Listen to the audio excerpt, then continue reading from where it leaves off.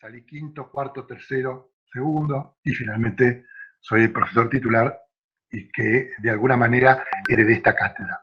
Además, desde el año 92 soy el director del suplemento de arquitectura del diario Clarín, y a partir del año 2006 tengo un programa de televisión en Canal A que se llama Crónicas Urbanas, que empezaron a pasar los años y ya se ha convertido en un clásico. La cátedra entonces arrancó en el año 84, del 84 al 2003, Bucho fue el que la dirigió, Bucho Valiero, se entiende por qué lo llamaban Bucho, miren esa cosa de aguilucho, esa cara de aguilucho que tenía Bucho.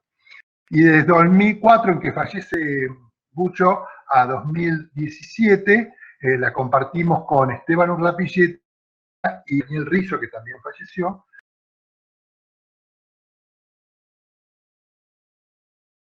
Como, digamos, es una obra topográfica. Todo ocurre debajo de la tierra y a partir de las cotas de nivel del terreno, y emergen como estas piezas escultóricas en hormigón brutalistas. A Bucho después se enamoró bastante de Niemeyer, y aparecen estas imágenes, estas formas escultóricas, como marcando los distintos lugares.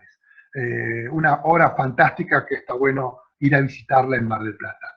Y este es el Colegio Mayor de Madrid, que también lo ganó por concurso, que miren qué dibujito tan sugestivo. Arriba en colores tenemos, digamos, una perspectiva, el sol, la olla, donde aloja estas semicircunferencias, y abajo están como los esquemitas a partir de los cuales, digamos que después desarrolló esta obra que es fantástica.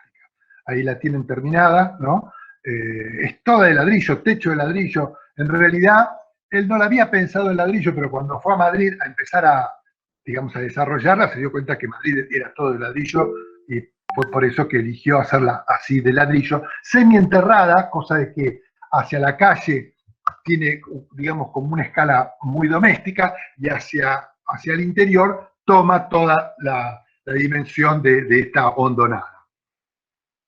Bucho, uno de los grandes temas de Bucho era la vivienda, fue la vivienda.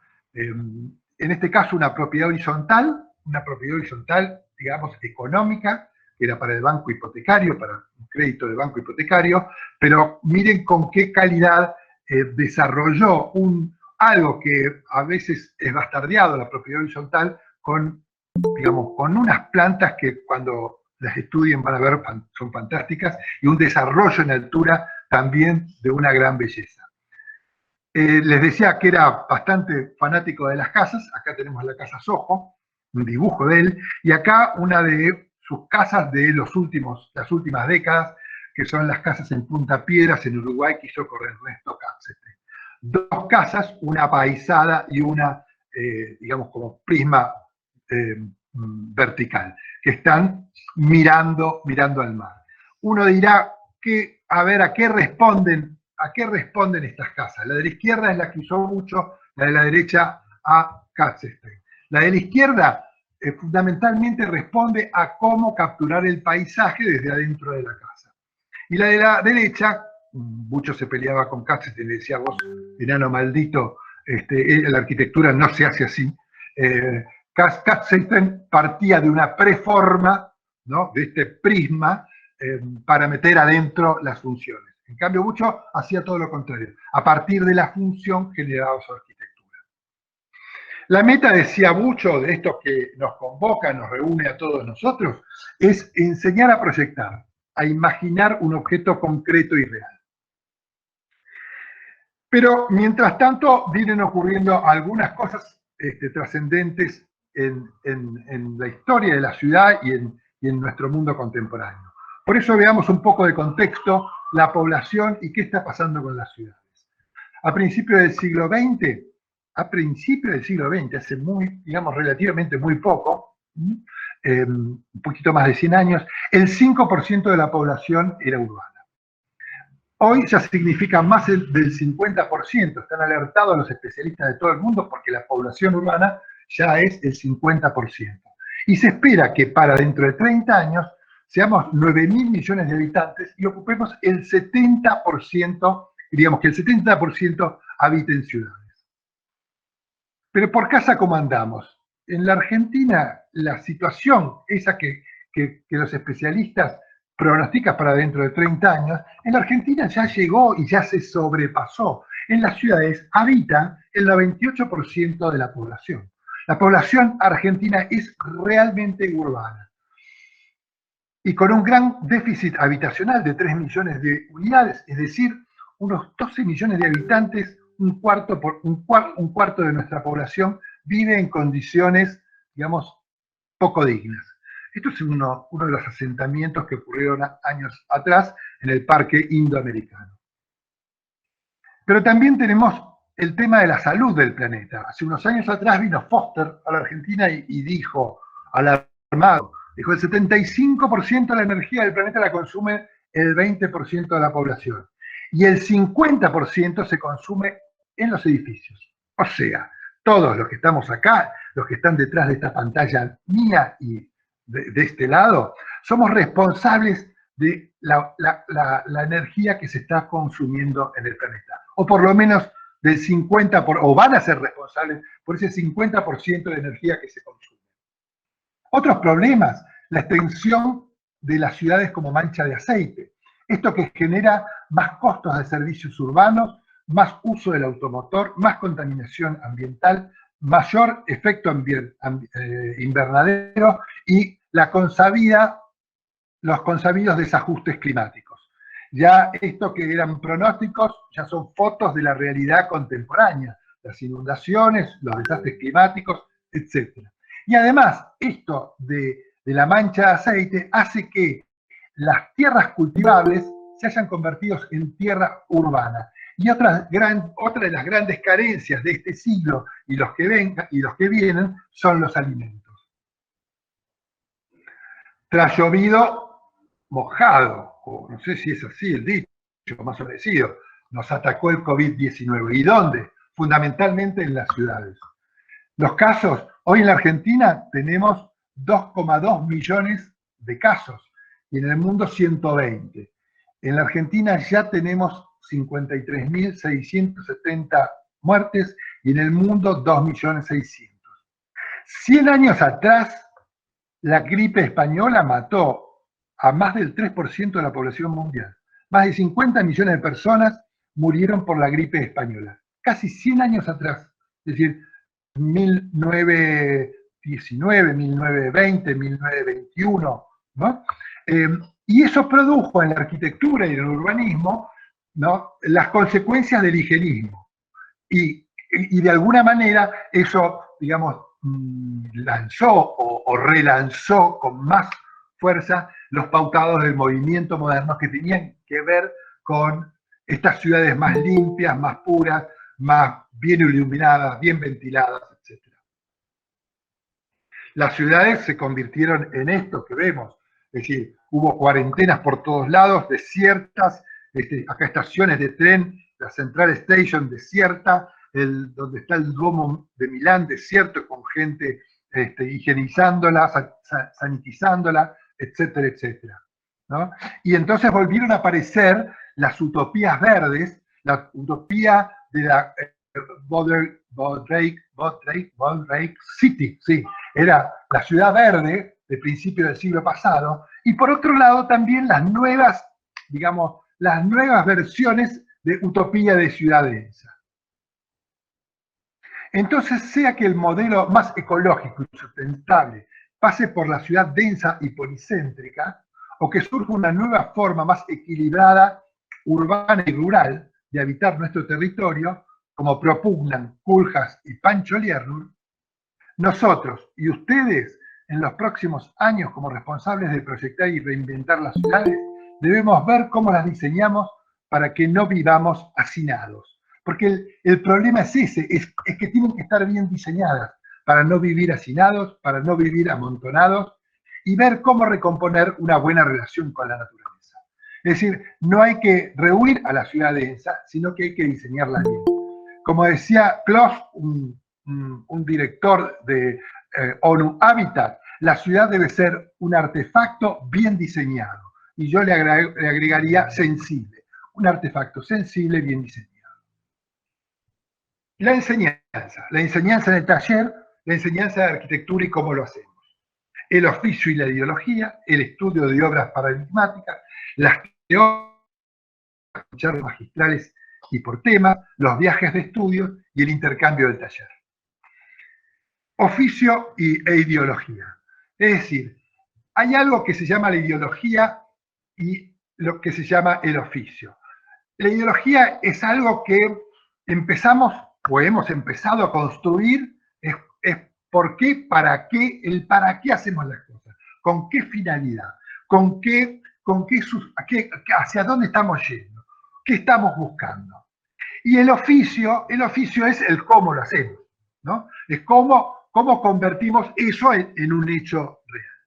En los talleres ustedes van a debatir sobre ideología, pero fundamentalmente porque, digamos, lo que nos atañe concretamente es que ustedes tengan las herramientas para después esa ideología convertirla en hechos reales.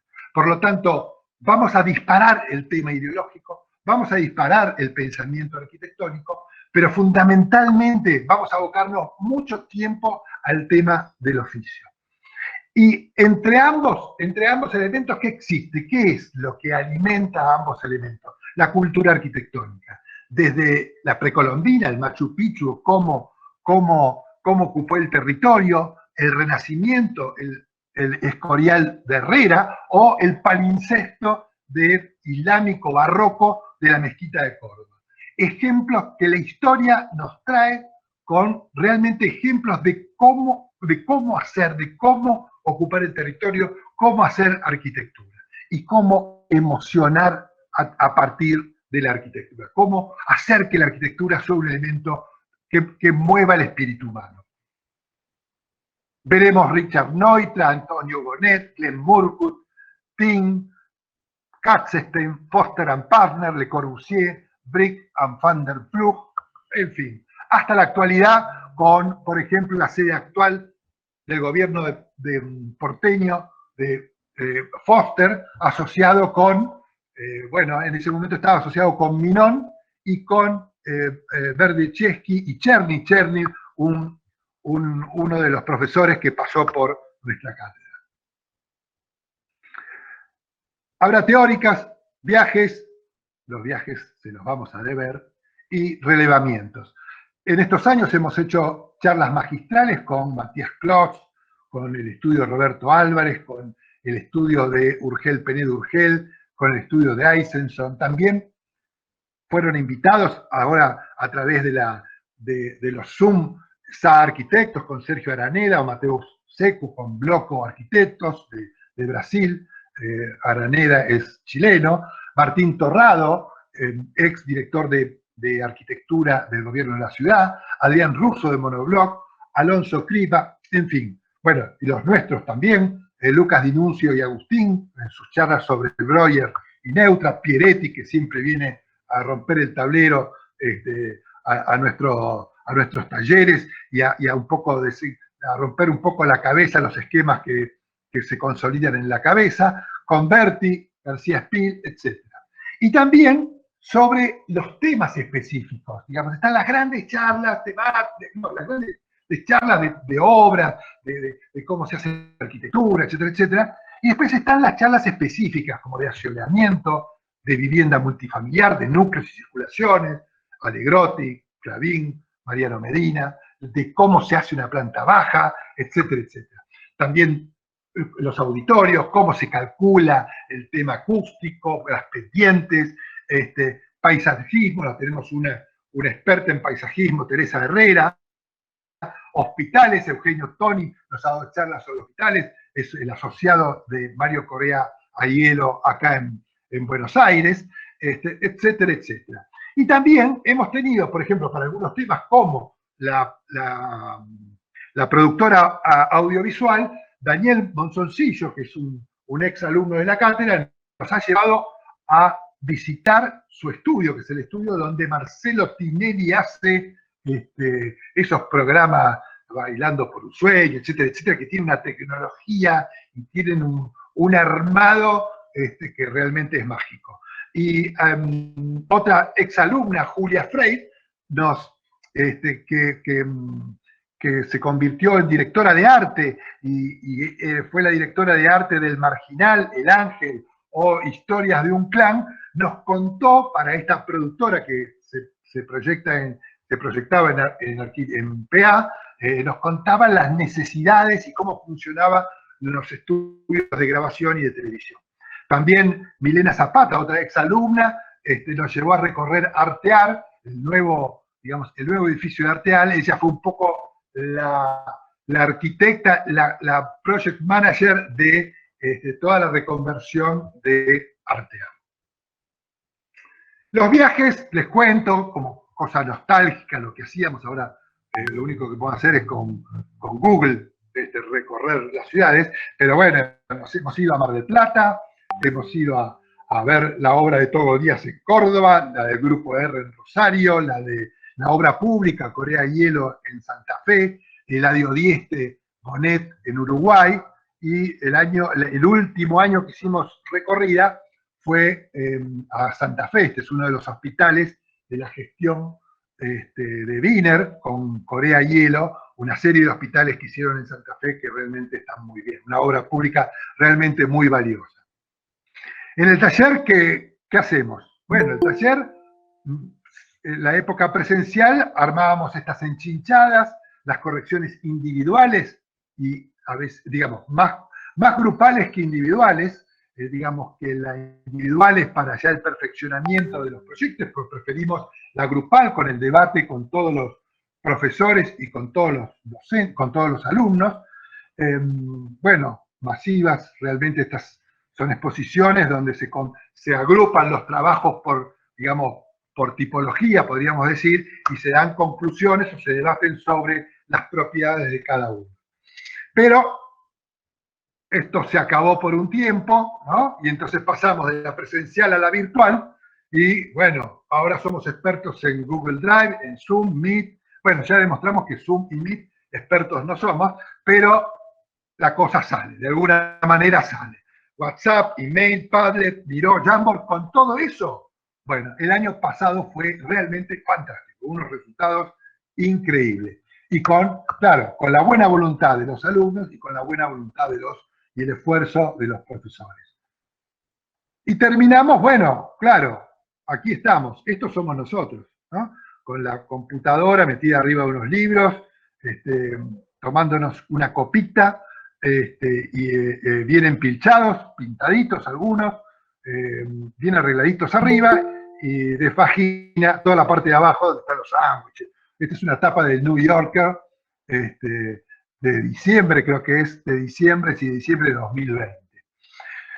Lo que esperamos es que después de mitad de año esto sea mixto y que todo lo que nos sirvió, digamos, de lo digital, podamos utilizarlo en esta mezcla de lo presencial y lo virtual.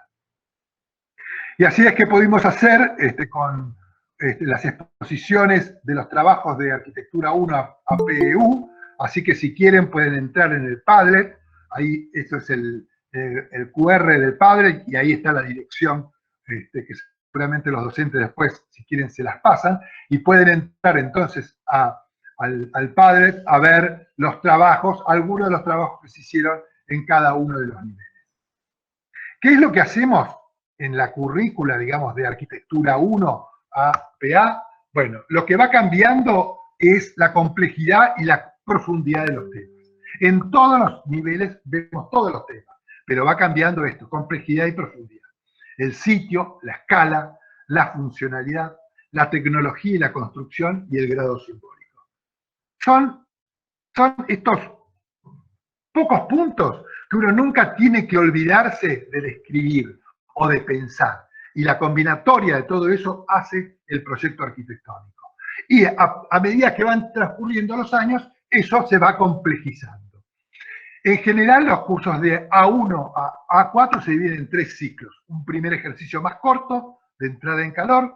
Un segundo ejercicio que requiere como como mucho esfuerzo, es mucha matemática, hacer números, me entra, no me entra, cómo se vincula esto con esto.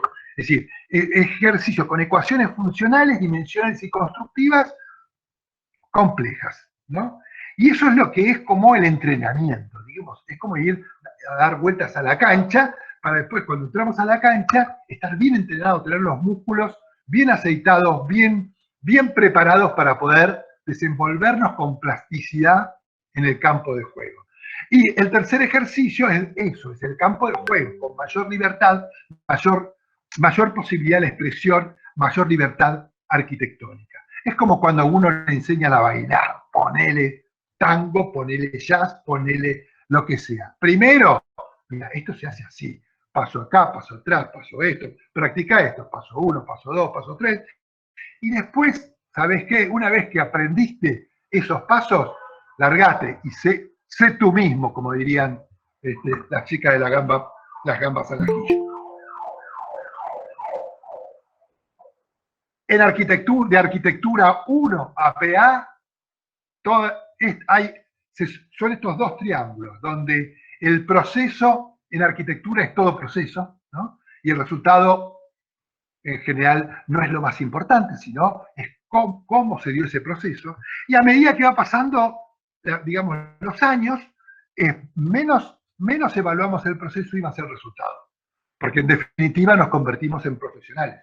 Y cuando somos profesionales, es lo que importa fundamentalmente, bueno, no es lo que importa, es el servicio que tenemos que dar, que es un resultado.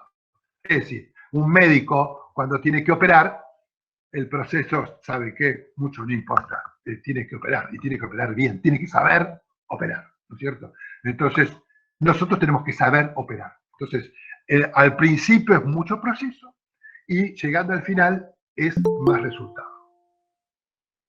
En arquitectura 1, Elida Basso, se los presento, la deben tener por ahí, me pidió que le cambie la foto, pero todavía no se la pude cambiar. Bueno, Elida, que ya les digo, me acompaña a mí desde el año 84 en la cátedra, está a cargo de arquitectura 1, y con ellos, ¿qué hacen? Primero hacen redibujo y análisis. Análisis de obras, ¿no? Para entender cómo otros hacen lo que nosotros tenemos que hacer. Acá tenemos, por ejemplo, obras de Glenn Murcutt, que es uno de nuestros favoritos, ¿no? Y entonces hacemos el redibujo, el análisis, la maqueta, etcétera, etcétera. Y después de eso, largamos una vivienda transitoria en el Tigre. Esta vivienda transitoria, en realidad, ¿qué es? Digamos, son temas sencillos, pero que toman un sitio, toman los temas de la construcción, toman los temas de la funcionalidad, toman los temas del asoleamiento, toman todos los temas de la arquitectura, pero, digamos, en un nivel de poca complejidad, ¿no? Ahí tenemos algunos resultados de arquitectura 1, hacen unas maquetas que son fantásticas, ¿no es cierto? Bueno, ahora con la virtualidad, ya con fotos a las maquetas, o lo haremos por sistemas virtuales. Ahí tenemos las maquetas, ¿no? Donde además ven el proceso constructivo. Eso está bueno porque la varillita es la columna de madera y la tabla es la tabla de madera y el techo es, entonces hay como una representación de lo real, y entonces es un sistema muy didáctico para los primeros pasos de hacer arquitectura, ¿no? Ahí tienen que realmente, si lo ve la mamá, dice, pero ya te recibiste de arquitecto, mirá lo que es esto. Y la verdad que sí, salen los productos fenomenales. También hemos ido a Pinamar, nos hemos ido de viaje a Pinamar, y vieron que ahora en Pinamar los paradores son de madera. Bueno, hicimos nosotros también nuestros paradores de madera, hicimos paradores ahí en Pinamar. También el último año, el último año ya un poco restringidos por el tema de la virtualidad, volvimos a trabajar sobre el Tigre y hicimos en el segundo trabajo, ese que yo les digo que es un poquito más suelto de cuerpo, digamos, hicimos la biblioteca Santa Genoveva en el Tigre. Ahí tienen una biblioteca, ¿no? Hay, digamos, más voluntad formal, hay más expresión arquitectónica, hay un funcionamiento que es sencillo, pero hay una puesta en el sitio, una espacialidad interesante. Bueno, ahí está, ahí está, ahí está. Y bueno, y estas son unas fotos con fondos hiperrealistas. En Arquitectura 2, perdón, tenemos a Lucas Dinuncio. Lucas Dinuncio coordina Arquitectura 2 y Arquitectura 3. Y el JTP es Agustín Mendiola, ¿no? El primer trabajo, ¿sobre qué trabajan? Trabajan sobre vivienda. Nos encanta el tema de vivienda, como les decía, Gucho era un fanático de la vivienda. Y además a nosotros nos parece que, como les decía al principio de todos, la vivienda, tenemos 3 millones de déficit de vivienda, hay que saber hacer vivienda. Entonces nosotros hacemos vivienda en todas las escalas, en cada nivel algo de vivienda hacemos. Y acá empezamos con estas viviendas unifamiliares, pero en vez de ser esa transitoria del tigre y solita, es la vivienda unifamiliar que arma una trama, un tejido, que arma un conjunto. Entonces, estas son unas viviendas agrupadas en Capilla del Señor, que lo giró a 45 grados y lo hizo ortogonal, ¿no? Y ahí tenemos las viviendas agrupadas. Y el segundo trabajo, que es un poquito más suelto, más libre, y el año pasado hicimos este jardín de infantes, ¿no? Y que miren cómo la escala de aproximación. Se ve a la izquierda arriba, ¿no? Un zoom, uno va haciendo un zoom para ir aproximándose al sitio. Esto es muy importante para nosotros porque para nosotros la pieza que nosotros tenemos que proyectar tiene que ver con el todo, ¿no? Si bien no lo hace el todo, tiene que ver con el todo y se construye a partir del conocimiento del todo y de los datos del todo. Entonces, ahí desde las manzanas que lo rodean, vamos al sitio y del sitio vamos al proyecto, ¿no? Aquí tenemos entonces este jardín que se caracteriza ¿por qué? Porque tiene una serie de aulas que se repiten, una serie de oficinas que no se repiten tanto y tienen algún elemento de mayor escala, que puede ser el Zoom, el comedor, el gimnasio, lo que sea, ¿no? Hay que articular esas cosas generando espacios interiores, espacios abiertos para estos niños. Ingresamos además una vez porque digamos la arquitectura, como decía, hoy leía una frase de Ucho que registró Henrik Goldenberg, un fotógrafo, que Ucho decía, lo bueno de la arquitectura es que está en todas partes, ¿no? Está en el baño, está en la cocina, está en los dormitorios, está en la forma final del aula, está en todas partes. ¿No es cierto? Hay que hacer arquitectura en todas partes. Y acá está, por ejemplo, cada una de las aulas, los baños de este jardín de infantes. ¿Sí? Nosotros pensamos la arquitectura para la gente, para quienes la tienen que usar. Y entonces nos preocupa fundamentalmente eso. Entonces hay algunos que le escapan, porque somos una cátedra que también mira a fondo el baño, la cocina, el dormitorio de servicio. Nosotros construimos la arquitectura con todo eso. Aquí tenemos otra propuesta de jardín con, digamos, nuevamente, el terreno, ¿no? A gran escala, el sitio y la propuesta. Esta es una propuesta con bóvedas de cañón corrido, con también ya buscando en Arquitectura 2 algún lenguaje propio, que por ahí es copiado, por ahí es de algún referente, o es la mezcla de referentes, o me gusta un poco de esto con un poco del otro, y entonces y a partir de eso es una versión propia del proyecto. Bueno, y aquí aparecen obras que realmente para Arquitectura 2 yo digo que están muy bien, muy bien.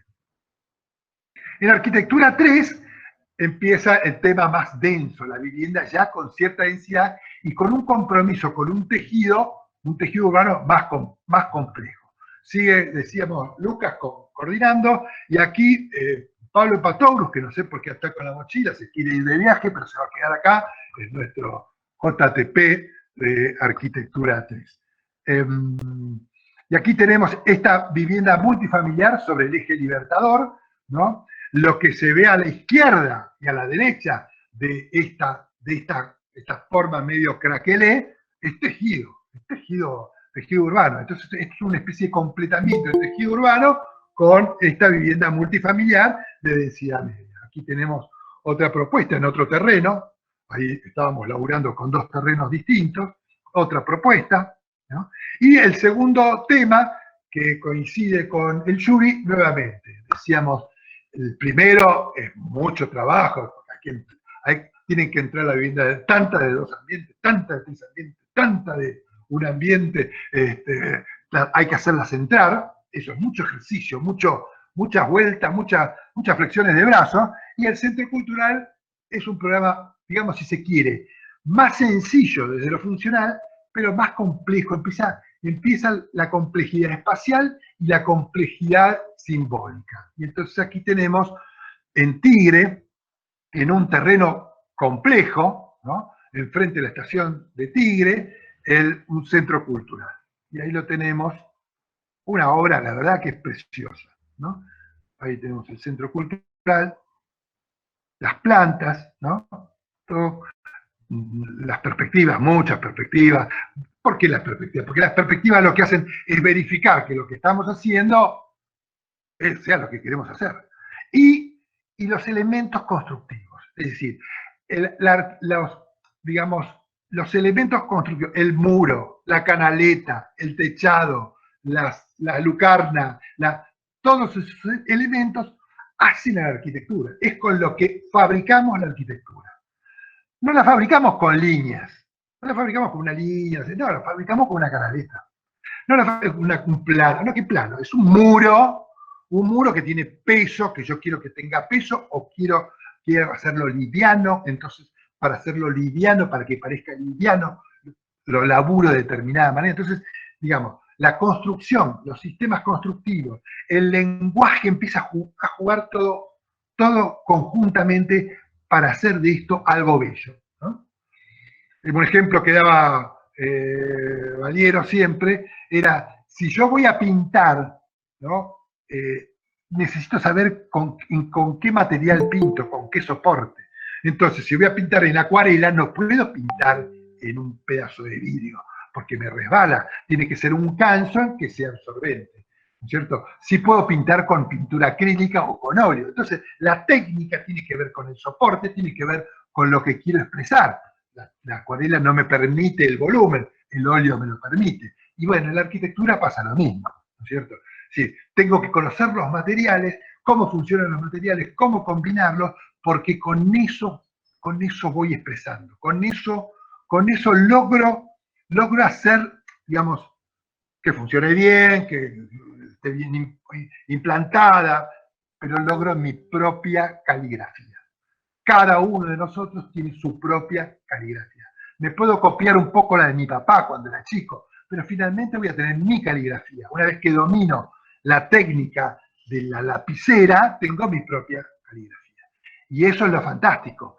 Todos tenemos distintas caligrafías y nosotros lo que propugnamos o ayudamos es a que salga esa caligrafía. Acá tenemos otra caligrafía en el mismo terreno, ¿no? Y un resultado absolutamente distinto, ¿no? Habiendo resuelto el tema urbano, el tema funcional, etc., todos los temas técnicos, pero una caligrafía distinta.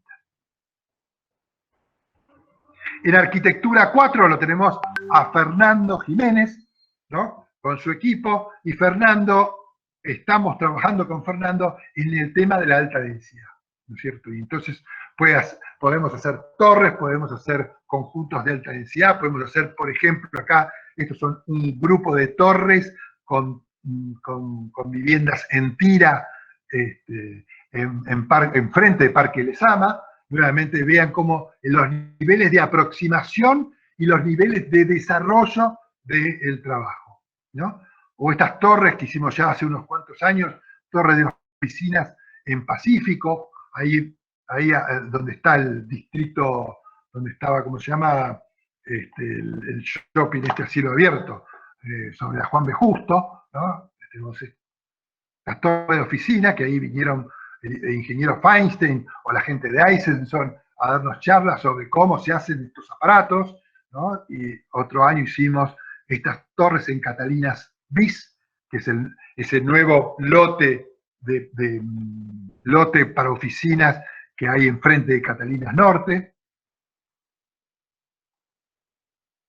Y el segundo tema es este tema un poquito menos decontracturado, más formal, más liberado, más objetual, ¿no? menos de tejido, que por ejemplo acá tenemos unos auditorios, dos auditorios. Esta lámina está en honor al profesor Daniel Rizzo, que ya nos dejó, murió pobrecito Dani, y en el mismo terreno hicimos nuevamente estos dos auditorios, este más más, ¿no? El otro más de líneas más sensuales, más curvas, y este más, digamos, con una ortogonalidad, con una geometría más adusta. Este, en cambio, es una pieza, digamos, es solo una pieza metida de una plataforma donde está el resto de las funciones. Esa pieza emerge, ¿no? Ahí la tienen. También, si fue aumentando el nivel, digamos, de los niveles bajos a los superiores en complejidad, fue aumentando en esa complejidad simbólica, en esa complejidad cultural, y en este caso en la social, que es este centro social, cultural y deportivo en Carolina Sur que se hizo el año pasado, ¿no? Entonces es un lugar donde hay deporte, donde hay un poco de salud, donde hay un poco de encuentros sociales, ¿no? En medio de un tejido que necesita de estos condensadores o de estos articuladores sociales.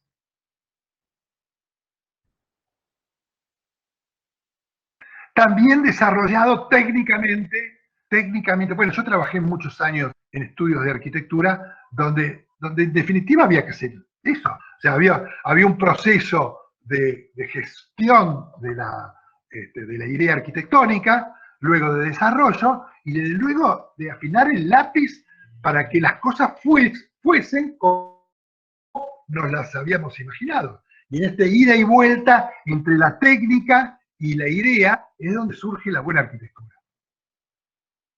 Proyecto urbano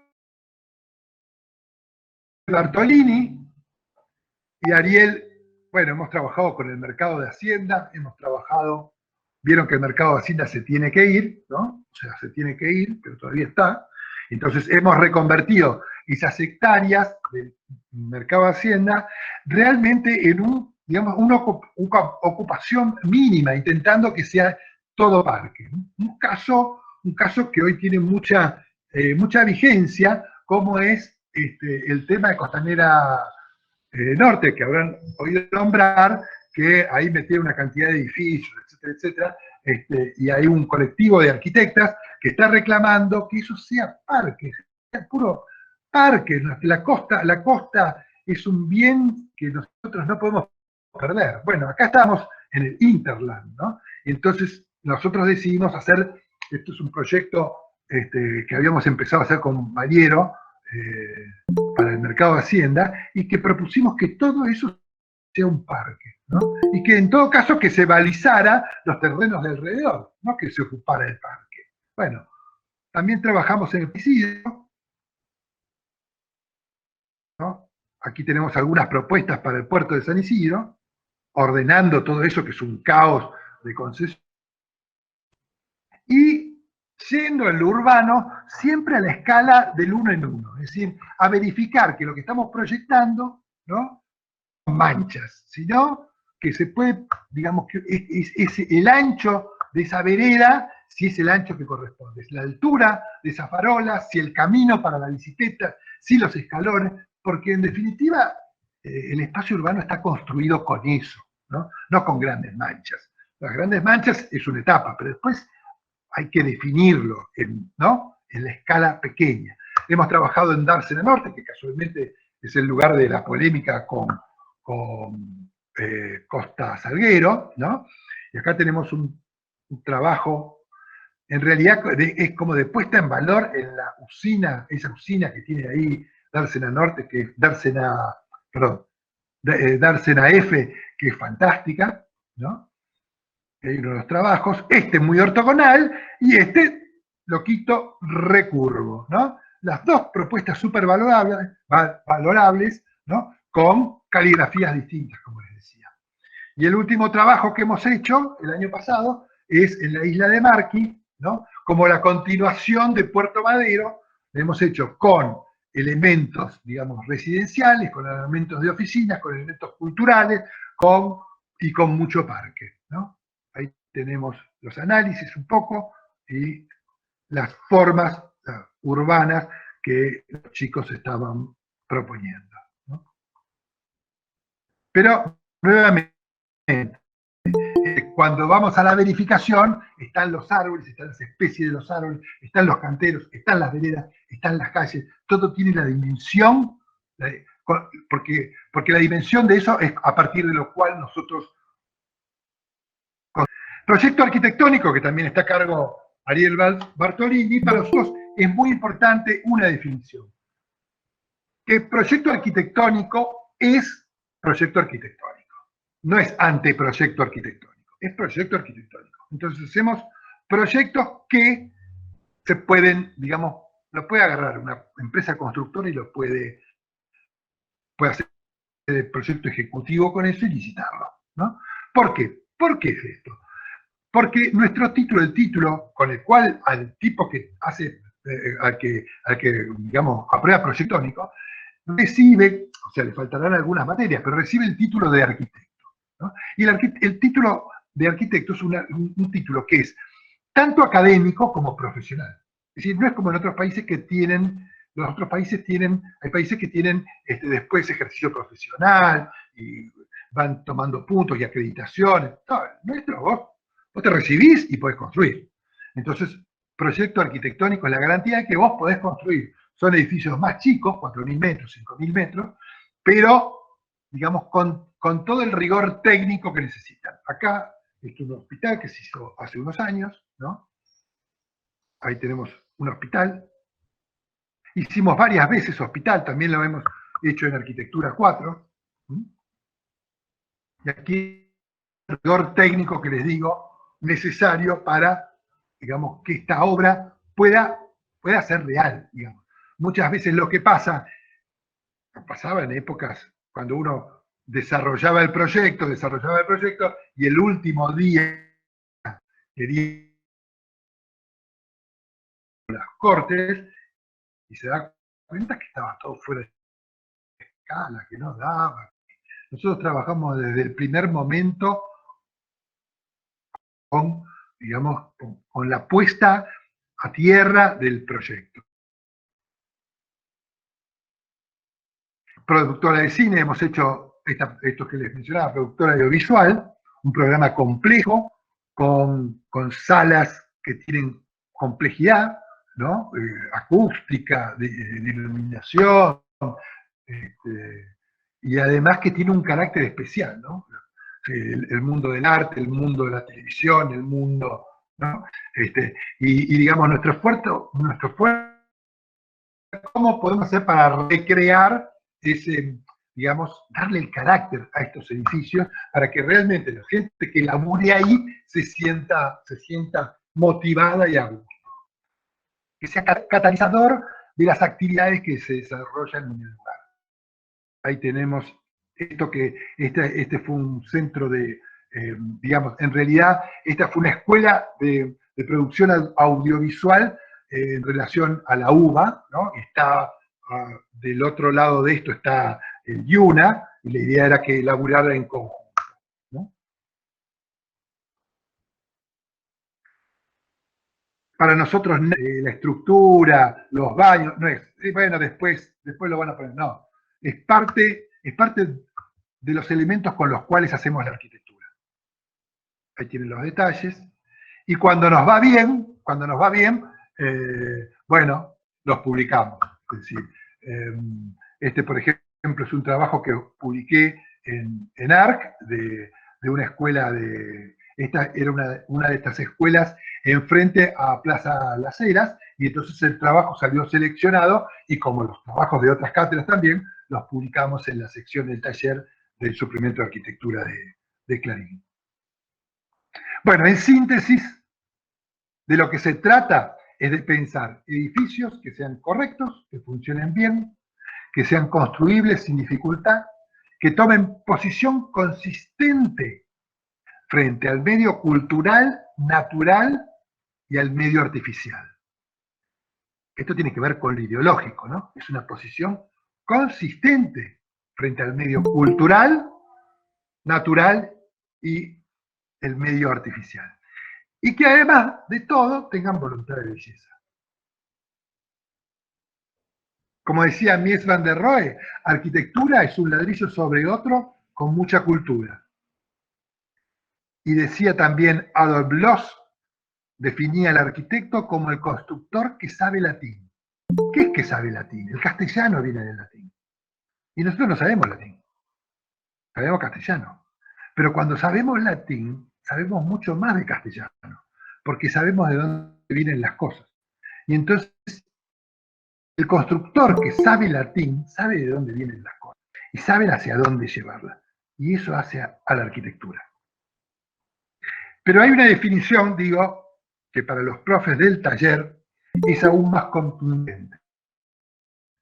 Y es algo que decía Bucho Valiero. Acá a la derecha tienen el librito que hicimos con la cátedra.